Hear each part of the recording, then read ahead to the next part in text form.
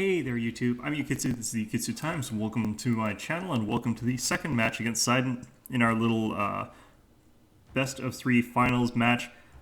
Clearly we've got ourselves a very peculiar map here that you haven't seen before on my channel. This is one of those gorge maps. I think it's a Bokeh Gorge or Kurobe Gorge or one of those two. But as you can see, split down the river by this massive river and divided in half by these gigantic hills. This map used to be a real problem in match-made multiplayer, because you would see people just camping on the friggin' hill, and that is all they would do. Now that they've added the the victory condition of capturing the three buildings, it's been mitigated a little bit. But if you just had enough light cavalry, you could just recapture one of the buildings and then camp on your hill, and it would just drive you insane. In any event, what we've got here is one unit of sword attendants. I've got, I think, 3 units of Naginata warrior monks, 4 units of Naginata warrior monks, my Naginata warrior monk heroes, Naginata levy, and my general's bodyguard, and my cavalry is a mounted samurai. Sydin has gone for 4 bow levy, foot samurai, his general, Naginata warrior monks, a Naginata levy, his Tetsubo warrior monk heroes, and 3 units of sword attendants. So a lot of shock value. This sort of force to try and compel me across the river, and that's about it. Now, this is a particular matchup for me because I didn't really have much of a plan going into this one. And if you've been watching my other matches, you know that I'm a very meticulous planner. So this just was not a very good game for me in general, and I think that sort of shows in the end. So what I want to talk to you about in this one in particular is just have some sort of idea of what you're going to do to sort of counter what your enemy's doing, or sort of counter your enemy. I should have been able to look at Sydin's positioning, realized I could have taken the farmhouse with just a unit of Naginata levy by themselves, and I've lined up my army here, sort of. I've got the illusion that I've got a lineup here, but the reality is my lineup is more over here. This is where the sort of brunt of my strength is. Now, the reason I need to have my forces sort of massed over here is that the main fight is going to be over this workshop to a certain degree. I also really want to control this farmhouse. It's disproportionately important on this map. But the thing is, if I can capture this workshop, I can cross the river pretty safely despite his arrows. Now, when I decide to go in on this particular one, part of the problem that I'm going to suffer from is that over on this flank, I've got only one Naginata warrior monk unit, and ultimately I should probably have split more off to the side, and I'm going to divide my forces up a little bit, which is not really what I can afford to do when I've got a smaller army like this. Now, I do end up just sending this Naginata levy to go capture this farmhouse, and Sydin at this point should be using his bows to skirmish somewhat. I'm keeping my units back near the forest to try and prevent that, and I'm trying to skirmish a little bit with my mounted samurai, which is really important. I need to whittle down these Naginata warrior monks if I can. They're the sort of dangerous unit, but at the same time I want to try and keep these guys out of his bow range. Sword attendants, I'm moving over here in case he tries to capture the bow workshop. In hindsight, I should have just captured it with myself, but in all honesty it wouldn't have been too useful at this point in the game. It would have been useful later on when my mounted samurai run out of arrows, but until then that's not too critical. Anyway, I'm just running my Naginata levy forward to take the workshop here, and this is going to prompt Sydin to start moving his forces around. He probably could have moved his forces to shoot at my Naginata levy. The concentrated fire probably would have killed them all off. Instead, he's going to charge forward at this point in time, which is not a terrible time to do it. I've taken the farmhouse. That's going to be a slight advantage in the redeployment for myself. And he's moving across the water here. This is going to give me ample opportunities to start pegging at these sword attendants, causing them some good casualties with my mounted samurai, but I needed to move these sword attendants a little bit faster. But as you can see, my sort of attack has been split off in these two areas as I'm moving my units forward. I've got these guys on my right wing trying to cut down these archers. What I should have done is just completely ignored his archers, and the reason for that is all of those archers are pretty much useless if our units are in melee. Now, I've gotten whistling arrows off against these sword attendants, but I've lost a lot of mounted samurai. getting the whistling arrows off is actually probably a pretty decent trade in that particular instance. It gives my sword attendants this downhill charge against a slowed unit of, like his sword attendants have a lot of stacking penalties compared to mine in this particular instance, so they're losing quite heavily. That bonsai charge for me was technically downhill. He was losing speed, he was going uphill, and he lost a lot of charge bonus from the river. So that just is going to let me sort of sweep in here with my reinforcing unit, and that'll be fine. Now, the problem here is that I do end up committing a large number of troops to this assault over on this flank here, and there's really no excuse for this, because, like, he's not killing actually that many people.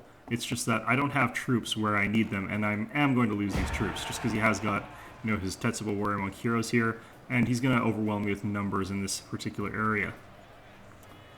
Now, over here, since I have only got attendants and sword attendants and Naginata Levy here, I am going to lose this fight, but that was a relatively decent trade in terms of economy. I've got my Naginata Warrior Monks catching up behind him as well here. And I've caught his general with my Mounted Samurai. Mounted Samurai are significantly stronger than a general in melee, so that's not going to be too big a problem. I've managed to wipe out these sword attendants as well, so that's going to also be perfectly fine. Over here, my Naginata Levy are shattered, run down by these these foot samurai. Very powerful unit, so that downhill charge for them really helped them. This is such a bad position for me. I mean, you can see that they've got that wonderful downhill position. Now, my Naginata Warrior Monk heroes and my Naginata Warrior Monks are pretty good, but they're not going to be good enough to get through this sort of circumstance. They'll take an awful lot of those archers down with them, but, I mean, when they're in there with the Tetsubo Warrior Monk heroes, you're going to face a few problems. Swinging back over to the side, you can see I've sort of wrapped up this flank. I've got my Mounted Samurai stuck into these bow levy, and I need to get them out of there. My Naginata Warrior Monks are coming in to replace them. That'll be fine. But at this point, this is sort of where, like, you could sort of tell that I was losing this fight, because he's going to have far more men in this combat than I'm going to have it when it comes up. Just because, like, I did lose quite a few troops on my left flank over here. So now's where I would have benefited from going to capture that archery dojo, because these Mounted Samurai are just about out of arrows, and I need to use them to sort of whittle down the Tetsubo Warrior Monk heroes. Over here, I'm just chasing down his units. I want to make sure that they'll shatter. I can't let him rally any units. So just going to try and run down as many of them as I can. Meanwhile, skirmishing with my Mounted Samurai. And at this point, I don't really have any particular real plan. I'm just trying to use, like, my micro as best I can, which is okay. I think that I probably do have superior micro skills just because I'm more experienced. But the thing is that if you're not using your strategy properly, you're not going to be executing that micro efficiently. So you're going to wind up taking losses that you shouldn't, or you're going to make actions that you shouldn't. So in this particular case, like, this sort of demonstrates how things can fall apart pretty quickly if you don't really have a solid idea in your head before you do something. It's like, I need to know everything that I'm going to do before I do it, as what I normally say. This is sort of what happens when you don't do that. You end up in this sort of awkward position where, like, you've done something very wasteful because you weren't thinking about it at the time, and or if, you know, by the time you thought about it, it was way too late. You'd already committed.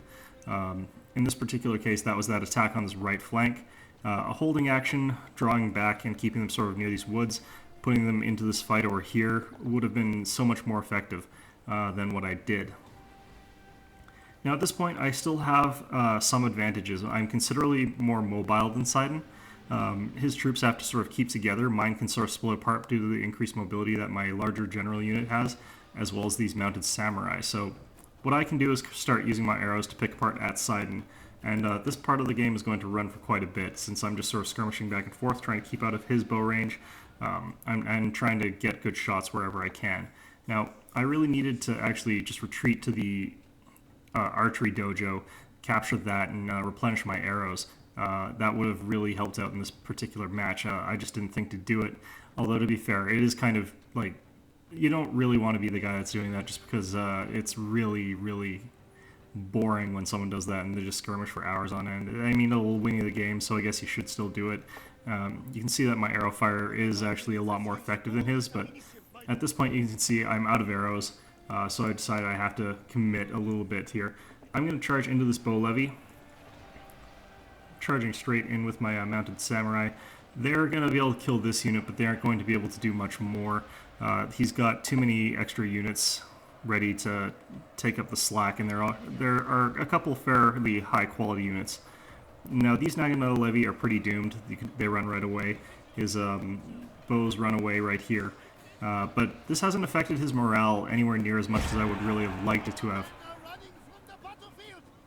Now here, his Tetsubo Warrior Monk Hero managed to shred through one of my units of Naginata Warrior Monks, which is to be expected. They're a very much superior unit. So at this point in time, I don't really have much hope of winning this, just because I don't have the units or the numbers left to pull it through.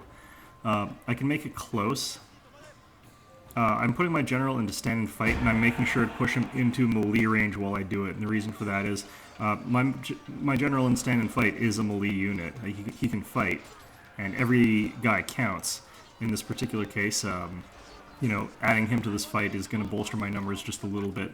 Now, unfortunately, my guys do retreat, which means that it's just my general on his own now, and this one rapidly diminishing unit of Naginata Warrior Monks, and that's not going to cut it. So at this point, I do lose this second match, leaving us for the very, very exciting third round match. So in this particular one, I do feel like I probably could have won this one had I done things a little bit differently. If I'd kept more of my units sort of in reserve, if I'd held onto them instead of committing them to sort of a futile attack over here, I feel like I probably could have won the overall battle. The reason for that being that, like, yes, his archers would be firing at me uncontested, but he'd be firing into melee combat uncontested, which means that, you know, he's probably going to be killing just as many of his own men as he is killing mine. And I can accept that perfectly well, even though my high-quality troops are more expensive. What typically ends up happening is his troops rout, like, almost immediately. So that should have been what I did there to react to my mistake, but I didn't think fast enough in that particular instance. And this was just a pretty bad game for me in those terms all around. Now, I'll be honest, like, we did our first set, like this game and our actual first game, on a separate day than the other two, just because I was having internet problems. Sydin was apparently having some slight connection problems as well. So, you know, it might have just been an off day or something for me, and I pulled it through the next day, but yeah, things got pretty ugly. Here you can see my unit statistics: 92 kills on my general. I really hate when I have to sort of pull that off. 181 kills on my mounted samurai, and you can see that, like, when you're using them even relatively sloppily, these guys are just a really amazing unit that is, like, really just worth their weight in gold. If you, like, even if you're not using them great, they can get really good returns, because I was not using them that well. My sword attendants got 66 kills. The problem that they had in particular this time was that they were fighting multiple high-quality units with nothing but Naginata Levy backing them, so they were pretty much screwed from the get-go, but they did get 66 kills against my opponent's sword attendants, which wiped them out essentially. So it ended up working in not in my favor necessarily, but it ended up working out. My Naginata Warrior Monk hero, 66 kills, that's atrociously bad. Naginata Warrior Monks, you can see all my units were doing actually quite well. It's just that they had a lot of people to get through, and my morale started to crumble at the wrong times. So that's sort of the disadvantage when you split your forces as well. When your forces are split, your units have much lower morale just because of the proximity of enemy troops and the lack of proximity of your own troops. So they ran at lower numbers even after they had gotten a large number of kills. So my opponent's army, Tetsubo Warrior Monk Hero, 98 kills. That's not actually quite as much as I would have expected out of them. It's not really what I would think you would want out of them. You probably want something more like 150 out of them, but he was fighting quality troops as well, so that definitely puts a damper on that. His Naginata Warrior Monks, all of them were killed. He got 46 kills. That's not really great, but not terrible either. He's got a lot of sword attendants here. One of them got 101 kills. That's actually quite impressive. His Foot Samurai, 189 kills. I didn't really have anything too impressive that could challenge them, so I'm not too surprised by that. It's the same sort of story as my Mounted Samurai, except, they were in a more favorable position, similar to how in the previous game I had something like 300 kills on my Mounted Samurai. These guys probably could have stretched it a little bit further, but that's still pretty good numbers. His bow levy, one of them managed to get 75 kills, but like the difference in kills between them and the Foot Samurai just really goes to show the difference in quality that these guys have, even under sort of similar shooting conditions. Naginata Levy, similarly, sort of a throwaway unit. They didn't do too great, didn't do too poorly either. They did better than mine at any rate. So yeah, this is just, again, the importance of having a firm strategy when you go into a game like this. And it's very important that you try and consider like what you're going to do with each of your units before you commit them. And sort of the consequences of what's going to happen. Like when I throw these units over there, what's going to happen to them? If you don't have a plan, you need to be able to make those snap judgments. And I didn't this game. So, good game to Sydin. He really managed to nailed me on that, on my mistakes there. And yeah, it was a good game all around, and hopefully I'll be able to do something more impressive in the finals.